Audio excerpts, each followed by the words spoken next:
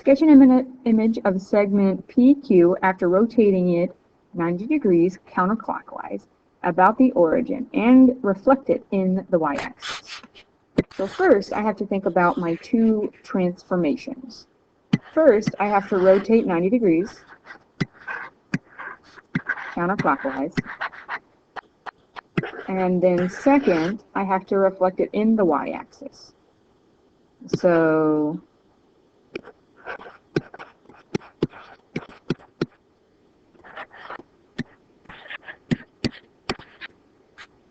the first thing I'm going to do is plot my pre-image.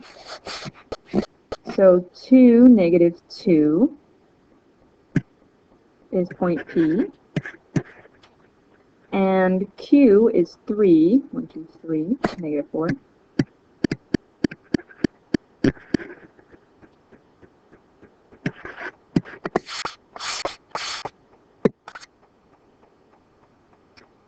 And the first thing I'm going to do is rotate it 90 degrees counterclockwise. So by rotating it 90 degrees, it means I switch the positions of the x's and the y's. So it becomes 2, 2.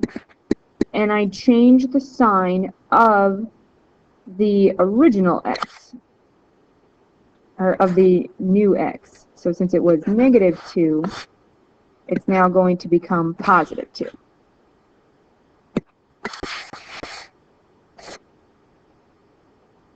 So P prime is the point 2, 2. It's very important when you're doing these compositions that you label your images and pre-images. Same thing with the second point. To rotate 90 degrees, I flip the positions of the x's and the y's, and I'm going to change the position, or change the value of the new x to be the opposite. So it's going to be 4, 3.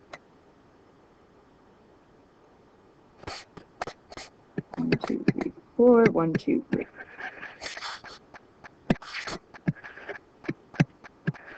Q prime. So there's my first change. Now I'm going to reflect it in the y-axis. So that means that my y-axis is my mirror, or my line of reflection.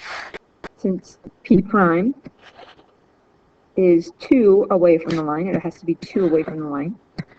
On the other side, shortest distance between a point and a line is perpendicular. And the same thing with Q, it's 4 away from the line, so it's going to be 1, 2, 3, 4 away from the line as well. So this would be Q double prime and P double prime. The double prime indicates that we did 2 transformations instead of just 1. So this would be my final segment here in the third quadrant with the points negative 4, 3 for P double prime. Sorry, Q double prime. And P double prime would have the point negative 2, 6.